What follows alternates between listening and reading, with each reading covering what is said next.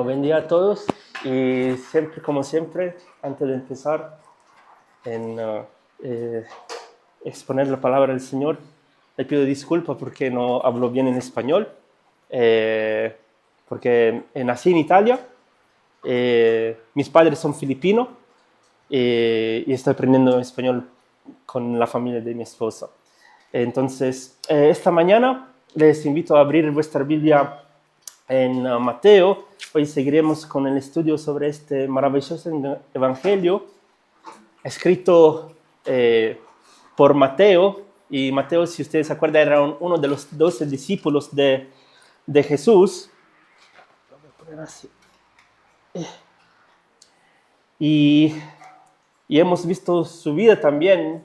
Él era un recaudador de taxas, uno que iba casa por casa con 2 soldados y iba ya diciendo, hey, tienes que pagar la taxa para el emperador César, ¿no?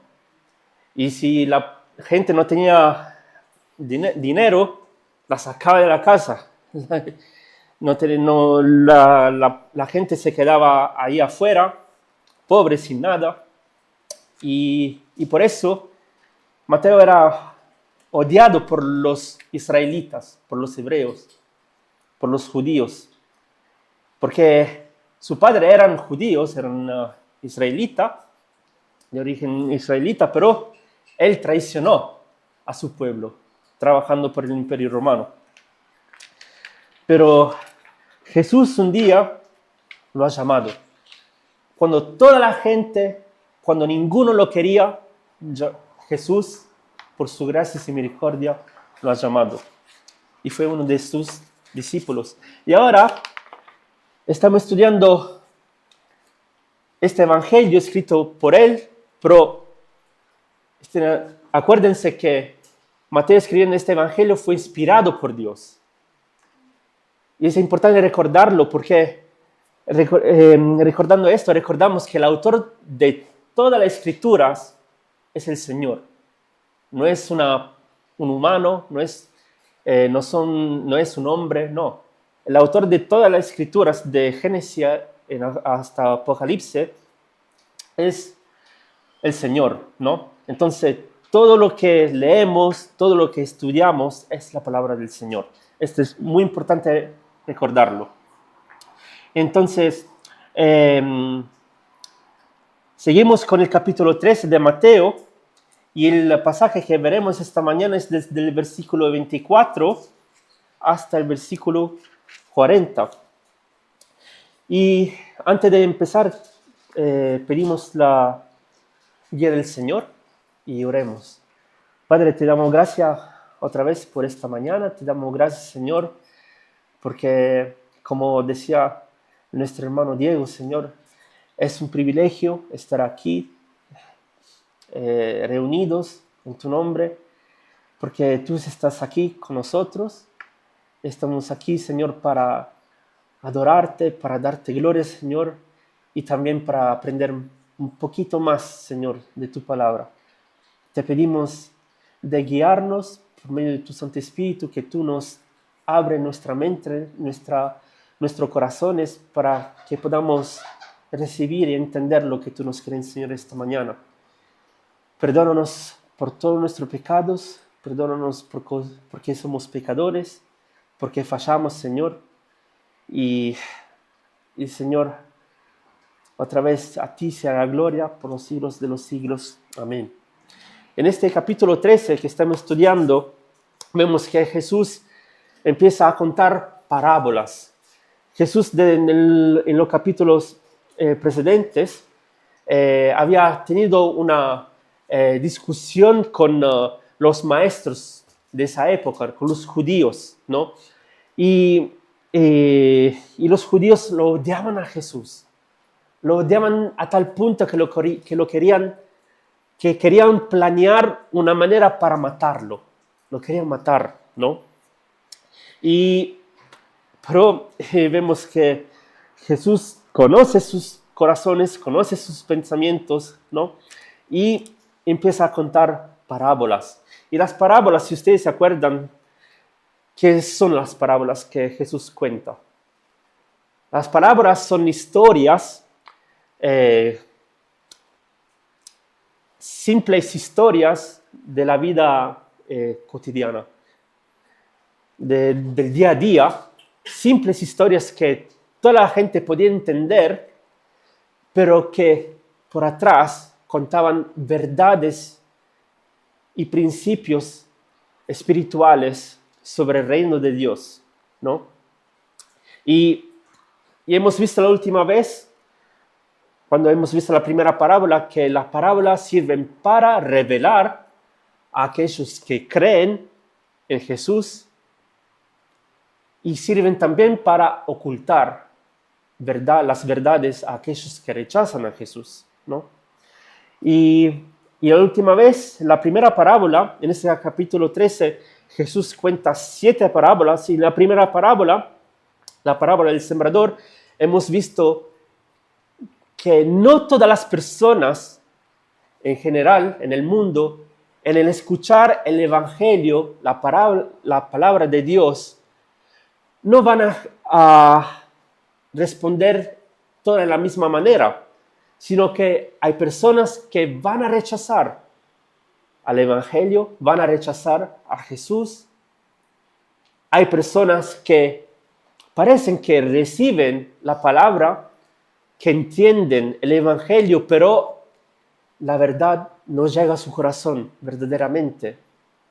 Dicen intelectualmente, sí, yo creo, pero después, afuera de la iglesia, vive como si no hubiera un cambio en su vida. Entonces no han realmente entendido el Evangelio. Y después hay aquellos que no solamente reciben, que la entienden, sino que la palabra cambia, pone su raíz en los corazones de los verdaderos cristianos, y estas raíces en los corazones producen fruto. Produce fruto ¿cómo?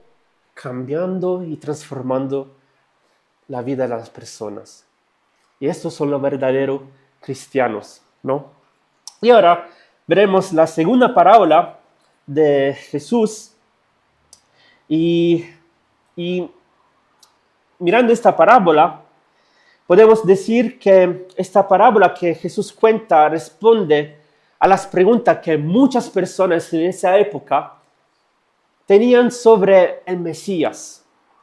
Porque si ustedes se acuerdan, el Mesías que el pueblo de Israel estaba esperando era un Mesías que ellos pensaban que iba a librar al pueblo de Israel, iba a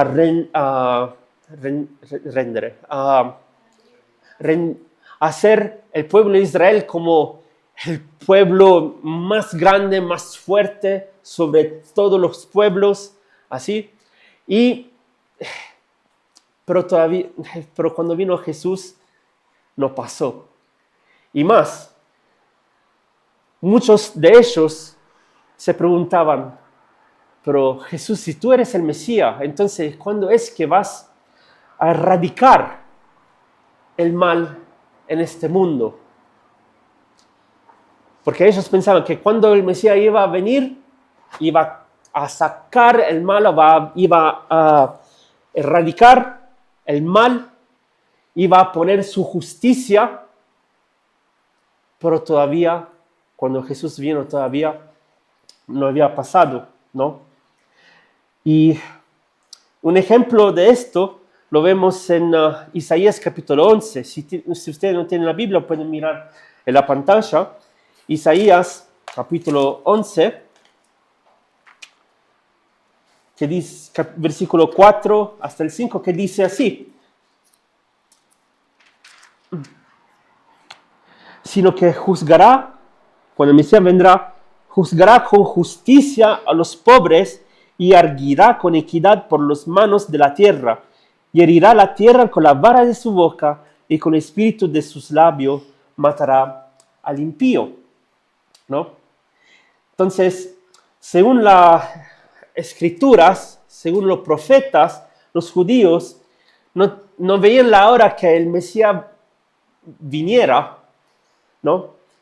que su Salvador, su Librador, viniera para cambiar el mundo, para erradicar el mal y para establecer la justicia, ¿no? La justicia. Y nosotros podemos, como humanos, podemos entender, digamos, su excitación, su entusiasmo, porque también nosotros queremos justicia, ¿o no? Nosotros queremos que haya justicia en este mundo. Queremos que haya justicia en la política, o cuando uno mata a nuestro hijo o a nuestro pariente. Queremos justicia en muchas cosas. ¿No es así?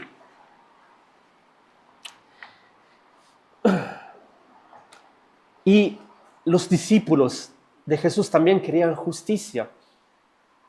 Y ustedes saben que como no habían visto en Jesús que iba a poner la justicia que ellos pensaban, ustedes saben que empezaron a incitar a Jesús a empezar esta obra de erradicar el mal. Y esto lo vemos en Lucas capítulo 9, versículo 54. ¿Qué pasaba en este capítulo? Prácticamente ya Jesús, había llegado la hora de Jesús para ir a morir, para subir en Jerusalén, y él tenía que pasar por Samaria, la región de Samaria. Y la primera vez que Jesús pasó por Samaria, ¿qué pasó? La gente de los samaritanos lo recibieron, ¿no? Lo recibieron. Pero esta vez, cuando Jesús mandó a sus discípulos para preguntar si había un lugar para dormir una noche antes de llegar a Jerusalén, ¿qué pasó? Los samaritanos no quisieron. No quisieron hospedar a Jesús, entonces lo rechazaron. Y estos dos discípulos que vemos aquí en 54 dicen que eran Jacobo y Juan. Cuando vieron esto, dijeron a Jesús: Señor, ¿quieres entonces que mandemos que descienda fuego del cielo como hizo Elías y los consuma? Acá vemos el orgullo de los hombres, de los seres humanos. Señor, ¿cómo puede ser que ellos no te reciben? Entonces hagamos justicia. Hagamos que encienda un fuego y que lo quemen a ellos, que lo destruyan, que lo destruyan, ¿no? Y lo que dijeron los discípulos es una patsía, es una locura, ¿no? ¿Cómo pueden decir esto de quemar a ellos, que desciendan el fuego desde el cielo? Y de hecho, Jesús le responde reprendiéndole, ¿no? Y dice el versículo 55, que dice: entonces volviéndose él, los reprendió, diciendo: vosotros no sabéis de qué espíritu sois, porque el Hijo del Hombre no ha venido para perder las almas de los hombres, sino para salvarlas.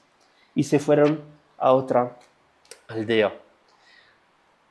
Al escuchar estas respuestas, los discípulos estaban completamente confundidos de lo que estaba pasando, porque ellos pensaban que el Mesías iba a juzgar, iba a imponer su ley, su justicia, la ley de Dios, su justicia, pero no. Acá Jesús vimos que Él vino para, ¿qué? La primera vez para salvar a los hombres, sino que no solamente para salvar, Él vino para cumplir lo que nosotros nunca hubiéramos, podemos y podremos hacer. O sea, cumplir la voluntad de Dios, obedecer plenamente a Dios. Y como cumplió, como obedeció Jesús, plenamente a Dios cumpliendo la ley de Moisés, que nadie, ningún humano podía cumplir, sino que Jesús, el Hijo de Dios, Él es el único que pudo cumplirlo. ¿Por qué? Porque Él nunca pecó. Él nunca pecó.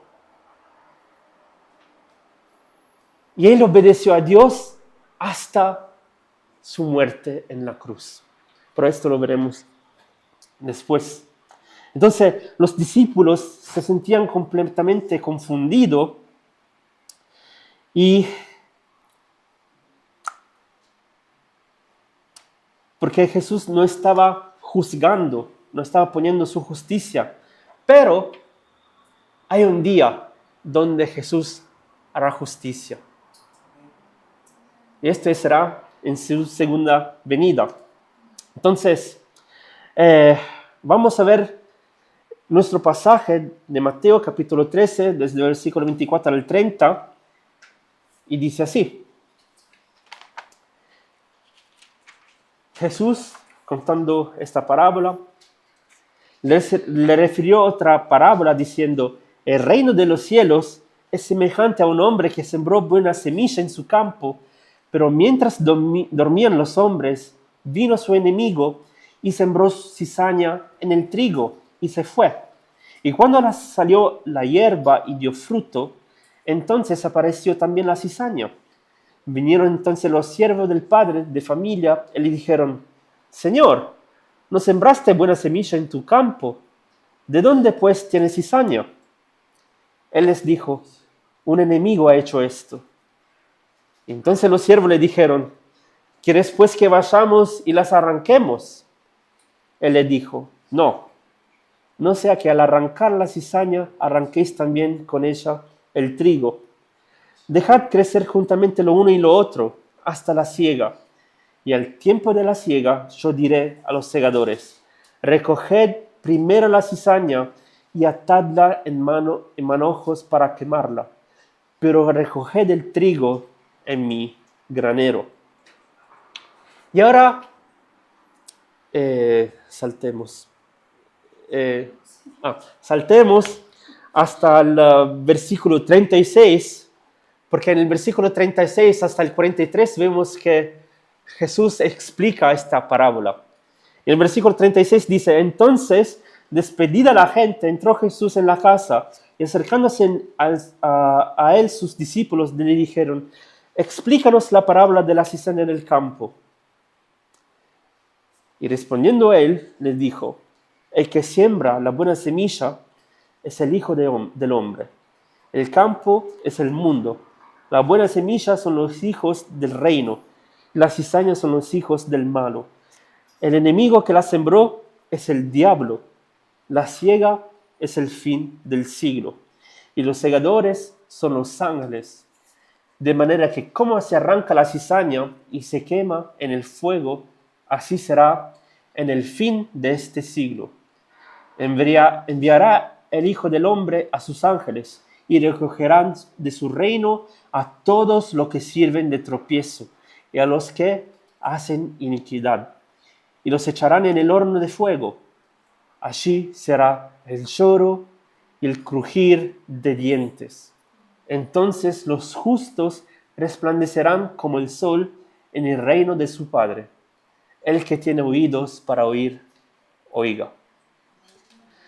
La primera cosa que notamos en esta parábola, a diferencia de la primera parábola, es que la semilla aquí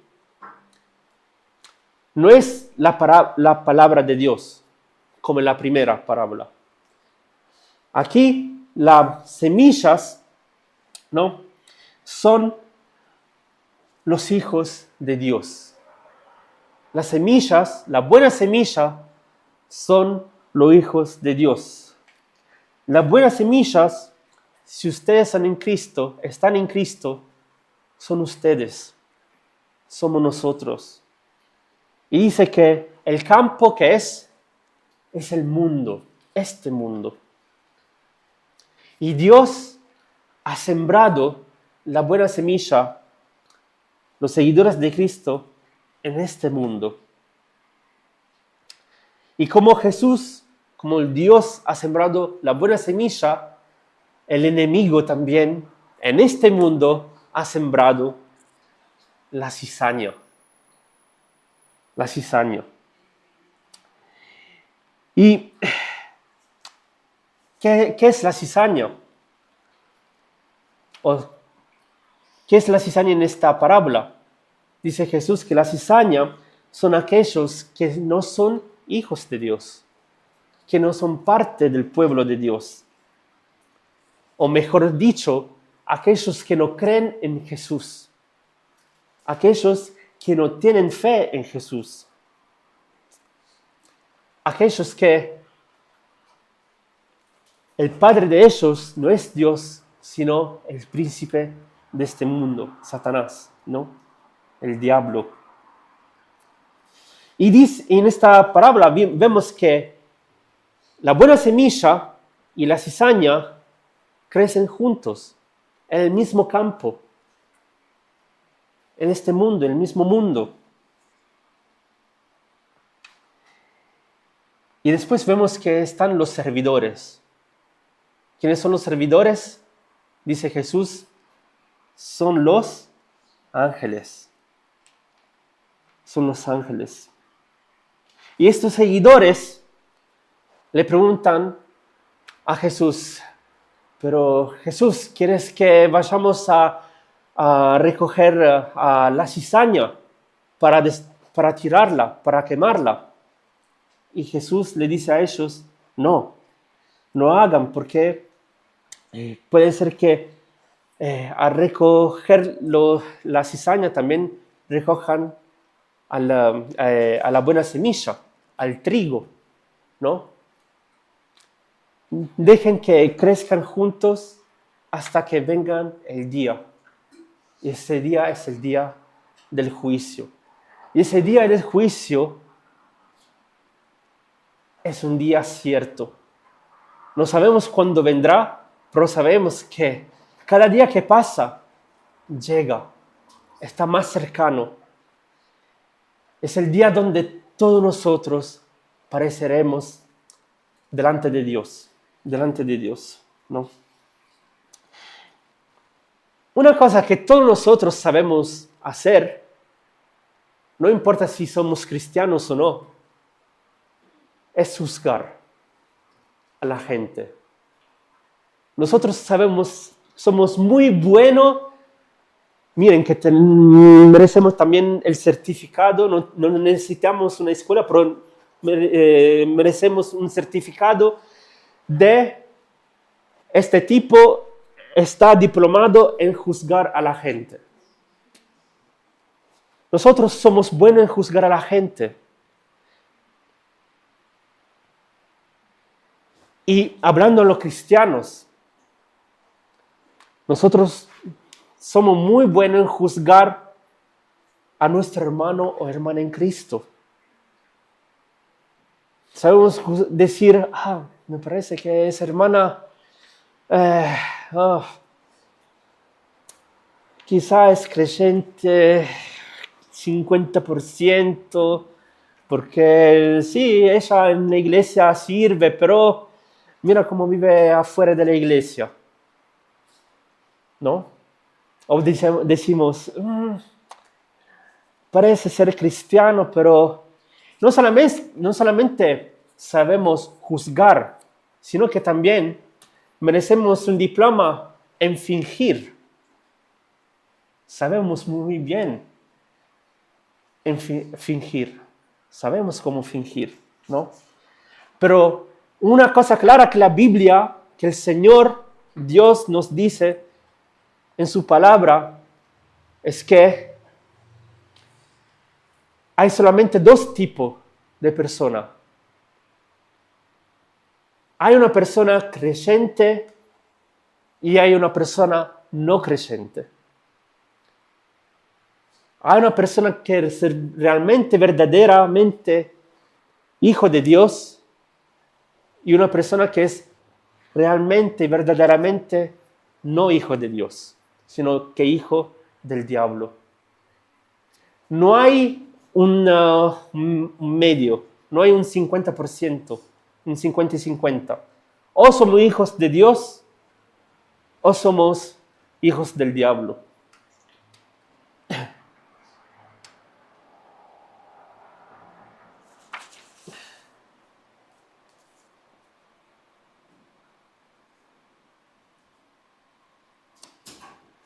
Y en el día del juicio, todo será revelado.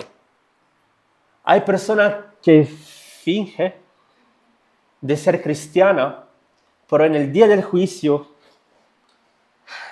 todo saldrá a la luz. Todo. No se podrá esconder nada.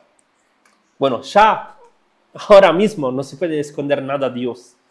Pero el peor, al día del juicio, toda la gente sabrá la verdad, conocerá nuestra humillación, nuestra miseria. Y entonces, prestemos atención a lo que Jesús nos quiere enseñar en esta parábola y miremos el versículo 24 donde dice otra vez, le refirió otra parábola diciendo, el reino de los cielos es semejante a un hombre que sembró buena semilla en su campo. El versículo 36 dice otra vez, entonces despedida la gente entró en Jesús en la casa y acercándose a él sus discípulos le dijeron, explícanos la parábola de la cizaña en el campo. Y respondiendo a él les dijo, el que siembra la buena semilla es el Hijo del Hombre. El campo es el mundo y las buenas semillas son los hijos del reino. Paremos aquí por el momento. El primer punto de este mensaje es que el mundo contiene el pueblo de Dios. Algo muy importante que nosotros decimos antes de salir de la iglesia o cuando salimos de la iglesia es que nosotros podamos salir fortalecidos, ¿no? Lleno de la palabra del Señor, de su gozo, de su amor, ¿no? Animado por medio de su palabra. Y para que cuando salimos afuera, las personas puedan ver Cristo en nosotros, ¿no? Para que nosotros podamos reflejar a Cristo en este mundo. Y la Biblia dice en Colosenses capítulo 1, desde el versículo 13 al 14,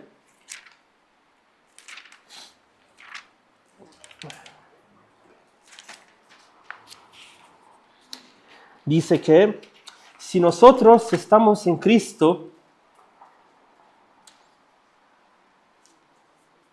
Dios el Padre, ¿no?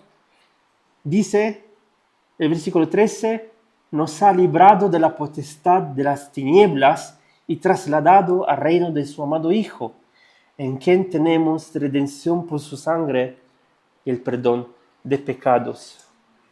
Ser hijos de Dios, ser hijos del reino de Dios, significa muchas cosas. Primeramente significa creer que Dios existe.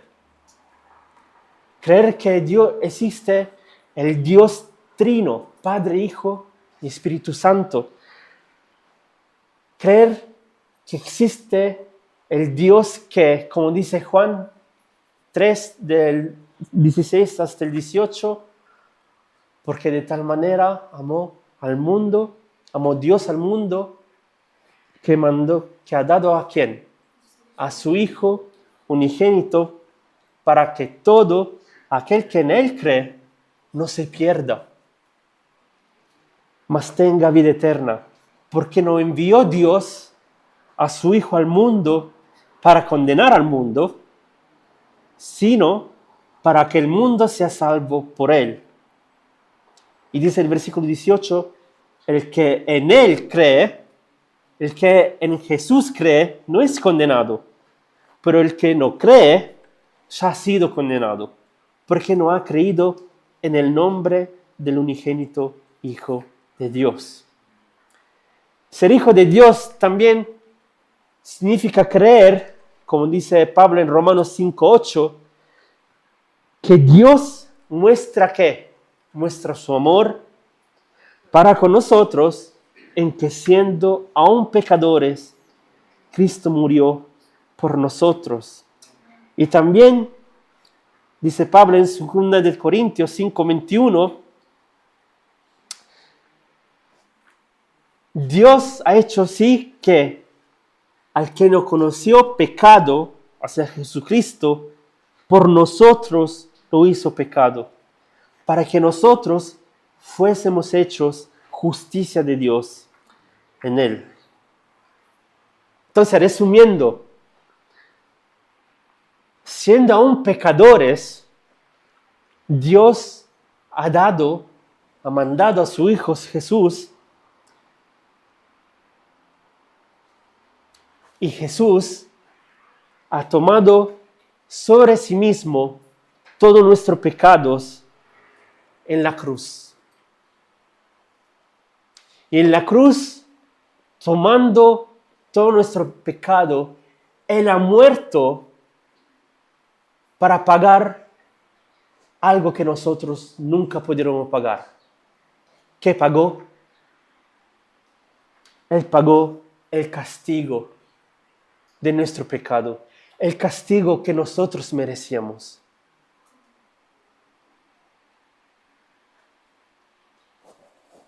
¿Ustedes pueden pensar cuánto sufrió Jesús allí en la cruz? Clavado en ese madero. No solamente sufrió físicamente, sino que Jesús, como hemos leído en 2 Corintios 5:21, Jesús, Él no era pecador. Él no era pecador. Él es Dios encarnado. Él es santo, santo, santo. Él nunca conoció pecado. Pero Él, por su gracia y su amor, Él ha tomado todo nuestro pecado y se hizo pecado por nosotros. Y siendo ese pecado, Él tomó sobre sí mismo la ira de Dios que nosotros merecíamos. Nosotros que somos pecadores, realmente nosotros merecemos la ira de Dios. Merecemos el castigo que Jesús sufrió en esa cruz. Nosotros debíamos estar en esa cruz, no Jesús. Nosotros debíamos estar clavados allí, sufriendo. Pero en su amor, en su gracia, en su misericordia, Jesús sufrió en nuestro lugar. Y allí en esa cruz, Cristo todo lo pagó. Cristo lo pagó todo.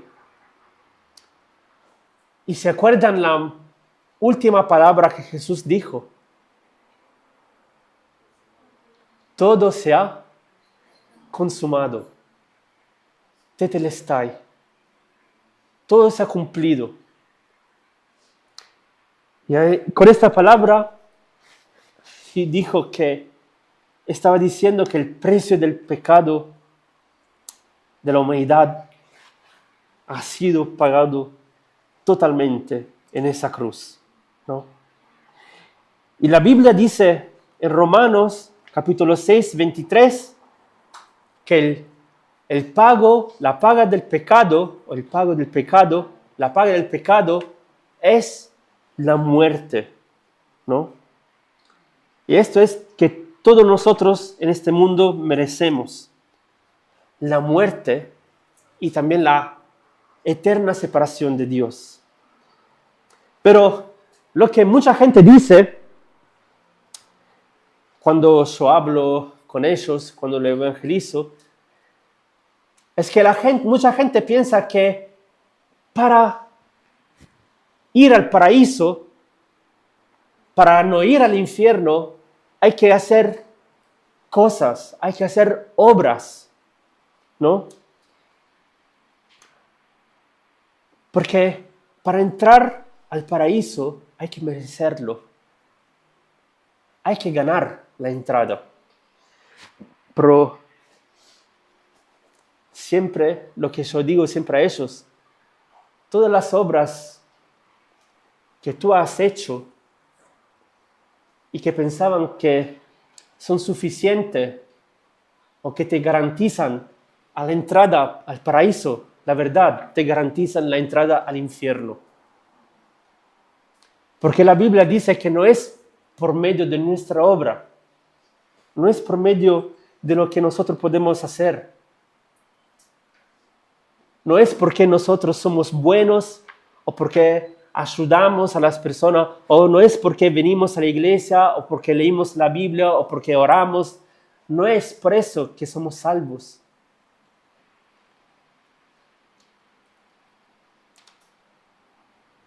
Romanos 3:23 dice, por cuanto algunos. No dice por cuanto algunos, dice por cuanto todos pecaron, ninguno excluido, por cuanto todos pecaron están destituidos de la gloria de Dios.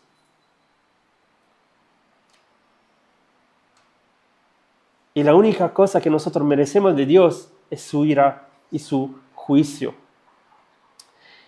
Y ahora nosotros, como seres humanos, nosotros invocamos su justicia. Decimos, ¿queremos justicia o no? Queremos justicia, pero la verdad,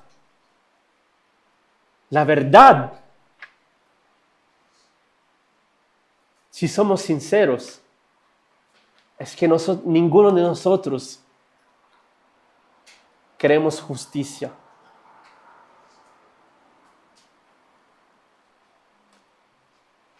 O más, queremos justicia cuando conviene, nos conviene. Si no, no. Un ejemplo muy simple. Muchos de ustedes manejan el auto, ¿no? ¿Y qué pasa cuando están en un semáforo? El semáforo se pone verde, empiezan a ir con el auto y de repente pasa uno con la moto que hace ¡vrum! Así. Te pasa. La primera cosa que a mí me pasa, que pasó y me disculpo, es mandarlo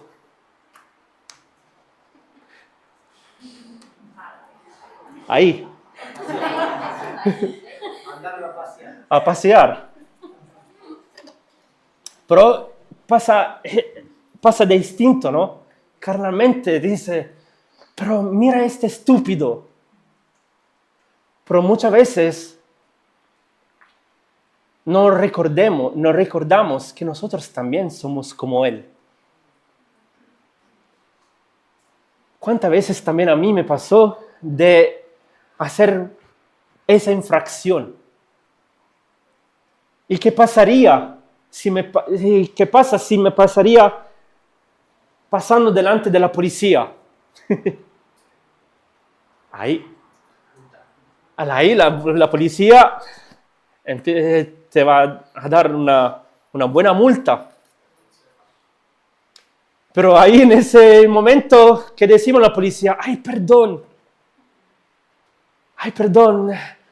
puedes cerrar un ojo y así no aprendí la lección, no lo voy a hacer más. Entonces, cuando nos conviene, queremos justicia. Queremos que esa persona, que te muera. Pero cuando nos pasa a nosotros, no queremos justicia. ¿Qué queremos? Misericordia. Ay, discúlpeme, perdón. ¿no?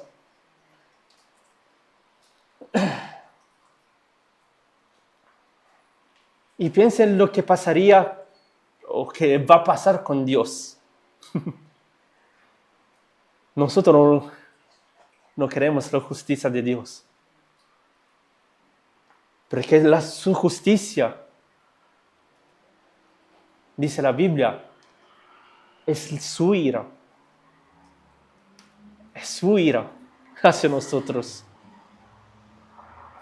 Y nosotros no podemos imaginar, pero cuando veremos cómo es el lago del fuego, cómo es el lugar del infierno, como hemos leído en el pasaje de hoy, allí estará el crujir de los dientes. Día y noche, todos los días sufriendo. Yo creo que ninguno de nosotros queremos ir ahí. Ninguno de este mundo. Pero habrá un día donde Dios vendrá y juzgará, y justamente juzgará y condenará a las personas que no han creído en el Hijo, en Jesucristo. Porque es justo. Nuestro Dios no es solamente un Dios de amor, no es solamente un Dios de misericordia, sino que es también un Dios justo. Y justamente Él juzgará.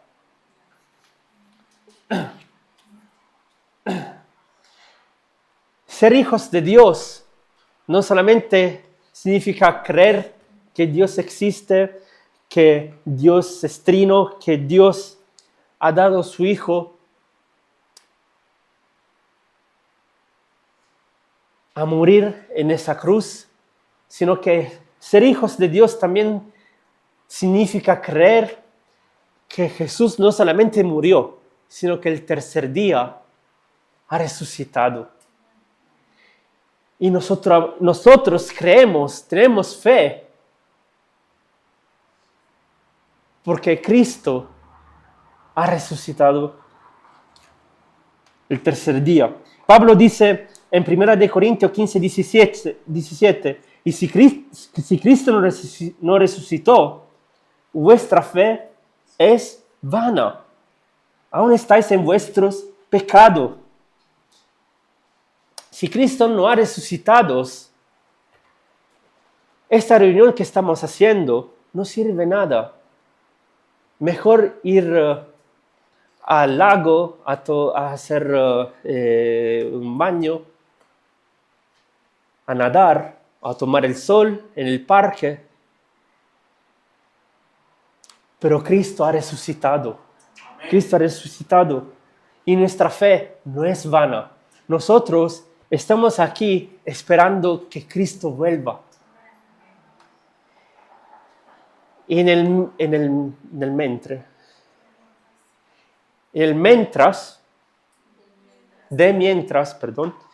mientras, nosotros, como dice Pablo, nuestra razón para vivir es Cristo. Nuestra razón para vivir en este mundo es para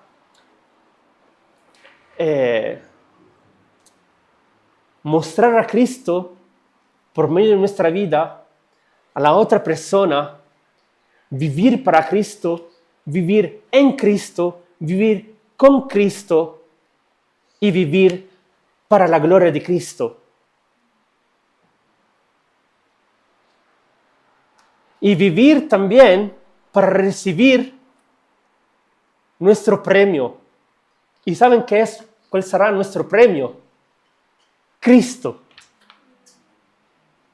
Cristo.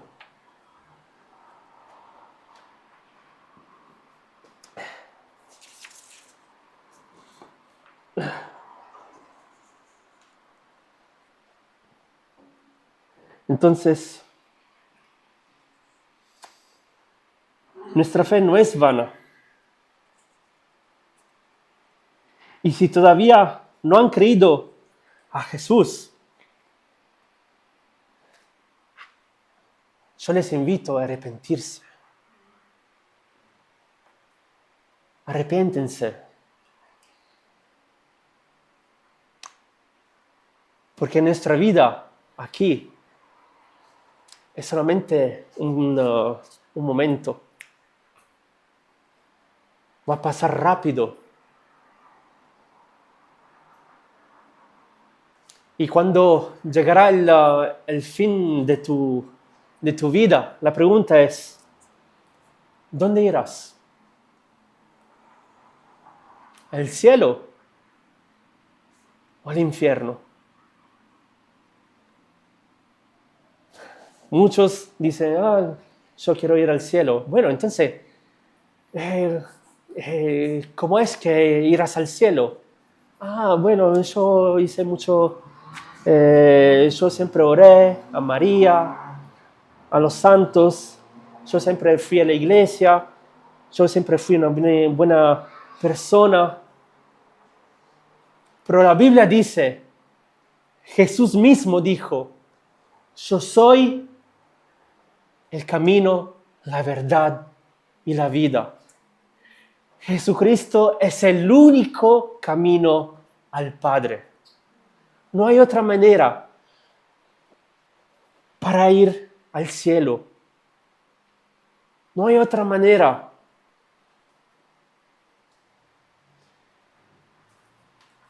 ¿Saben que el diablo usa la religión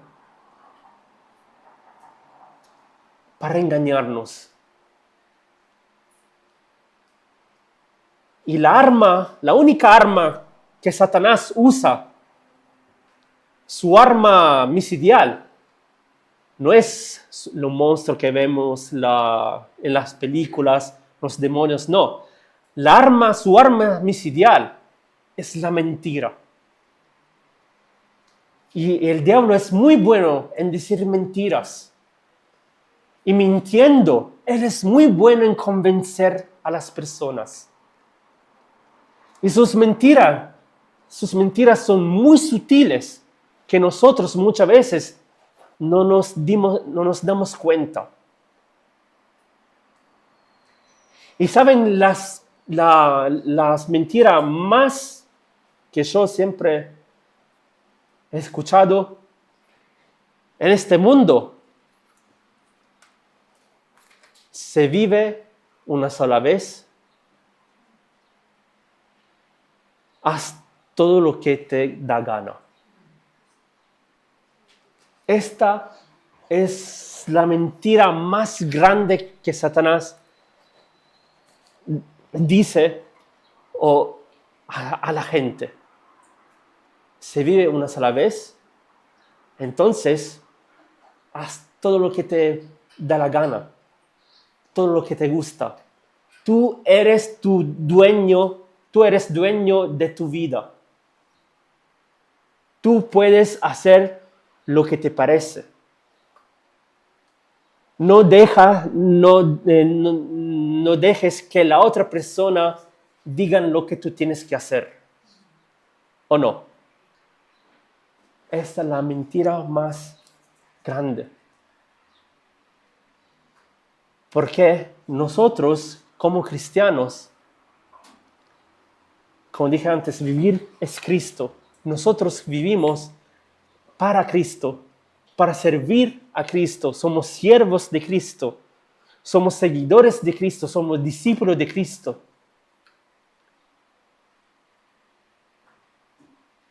Nosotros vivimos para imitar a Cristo.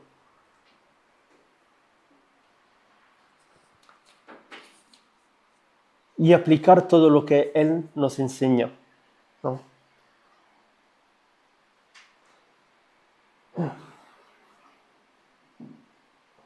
Entonces, la obra que las personas piensan que hacen para entrar en el reino de Dios, en el cielo, son obras que al final,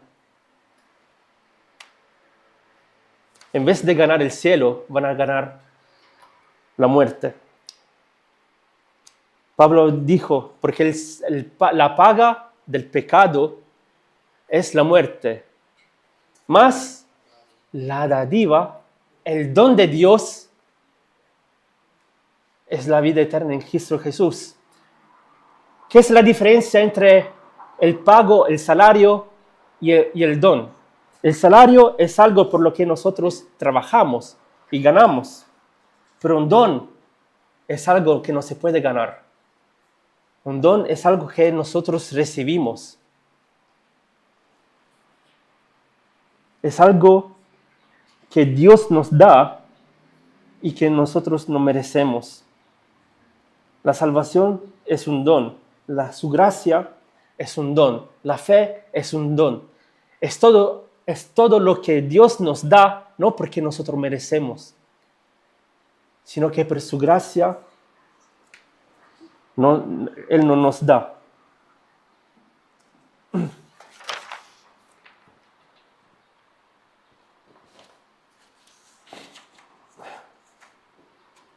Entonces, cuando pareceremos delante de la presencia del Señor, nuestras obras no nos justificará, ¿no?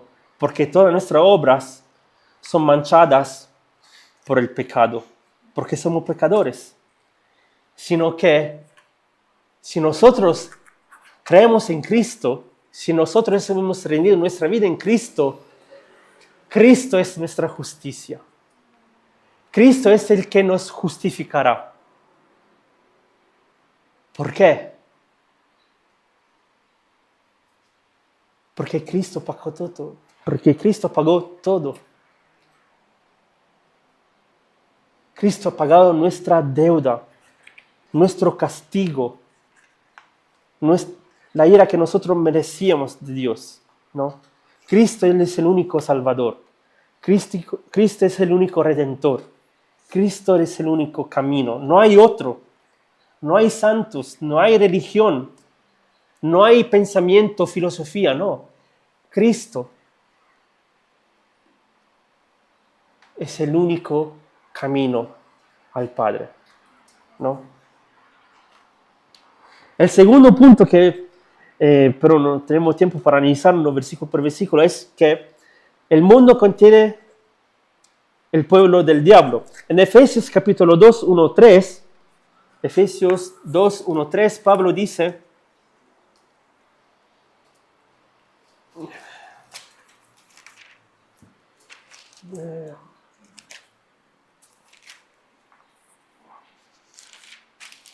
Efesios capítulo 2, 1, 3, Cristo, la Biblia dice qué significa estar afuera de Cristo, cómo es estar afuera de Cristo. Y dice Pablo aquí, y Él os dio vida a vosotros cuando estabais muertos en vuestros delitos y pecados, los cuales anduvisteis en otro tiempo, siguiendo la corriente de este mundo, conforme al príncipe de la potestad del aire, el espíritu que ahora opera en los hijos de desobediencia, entre los cuales también todos nosotros vivimos en otro tiempo en los deseos de nuestra carne, haciendo la voluntad de la carne y de los pensamientos, y éramos por naturaleza hijos de ira, lo mismo que los demás, ¿no? Y esto es lo mejor que el enemigo, que Satanás puede producir, hijos de ira. Satanás no quiere robar, él no quiere destruir, nos quiere matar. Y para hacerlo, él se traviste también como ángel de luz. Se traviste como ángel de luz. Y él también, cuando se acerca a la persona, así poniendo su mentira, se acerca como si fuera un buen amigo, como un buen consejero, ¿no? Y durante las tentaciones dice, mira, este no es tan malo, ¿por qué no lo haces? Dios no se va a quejar contigo, es solamente un pequeño pecado, tranquilo, después vas a pedir perdón a Dios, no pasa nada. Satanás es muy astuto. Él sabe dónde atacar, sabe nuestra debilidad, ¿no? Sabe cuál es nuestra, dónde caemos fácilmente. De hecho, nosotros, a una persona que le gusta comer, comemos, y seguimos comiendo, no pensando cuál es en el futuro el resultado de que lleva en comer mucho. Y cuando llega el momento en donde ya estás enfermo, con diabetes, con presión alta, y ya no puedes comer dulce, ya no puedes comer pizzas, no puedes comer mucha carne, ya es tarde, ¿no?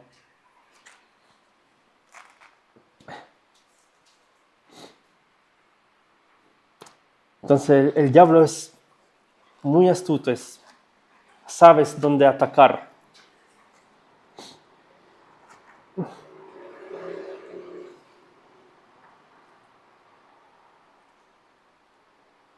Y como dije antes, el diablo te dice, haces lo que te da gana. Haces lo que te da gana.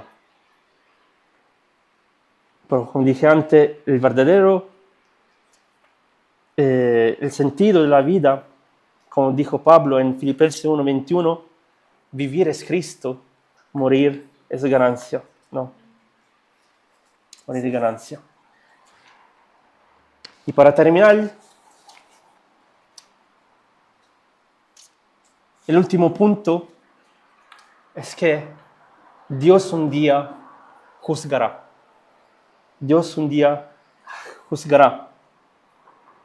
Y como dice el pasaje, en el momento de la siega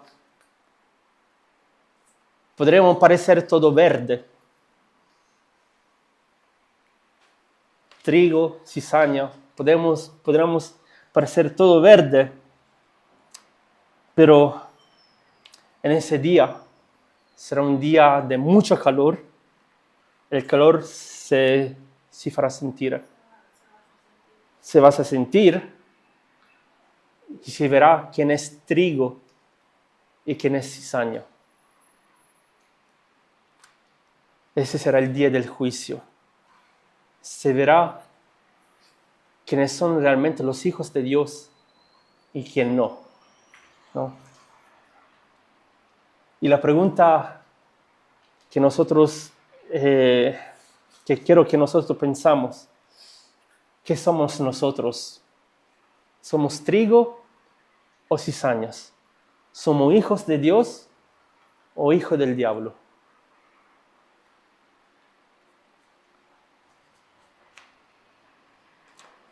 Si vos pensás que sos cizaña, o pensás de ser creyente, pero realmente en tu íntimo tú sabes que realmente no lo eres, arrepiéntete. Arrepiéntete al Señor. Pedile perdón al Señor Jesús. Pedir al Señor que Él venga en tu vida. Que Él te cambie a 180 grados. Pedile misericordia. Pedile que Él cambie tu camino. Que no sea más tu camino, sino que sea Él el camino, tu camino.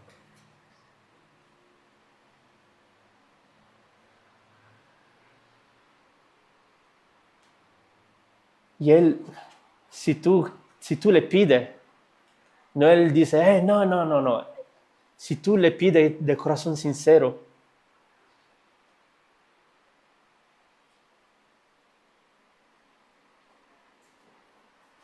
de salvarte, Él te salvará en su gracia, en su voluntad, si es su voluntad.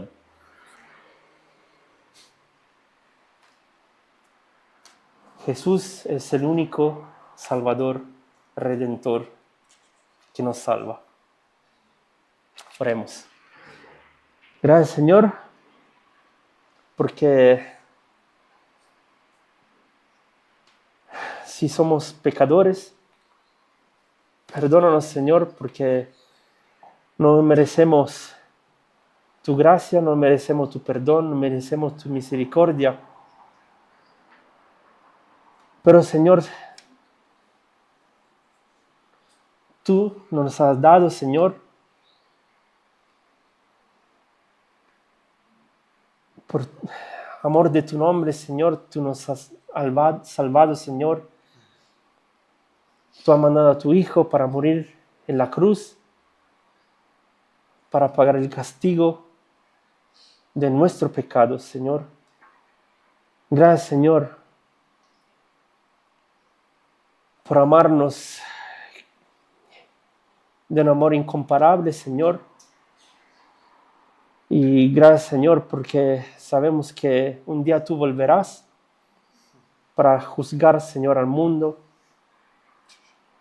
Y un día, Señor, apareceremos delante de ti y todo saldrá a la luz. Ninguno podrá escapar, Señor.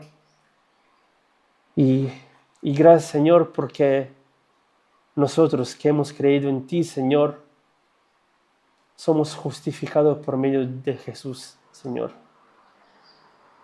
Y cuando tú nos preguntarás por qué,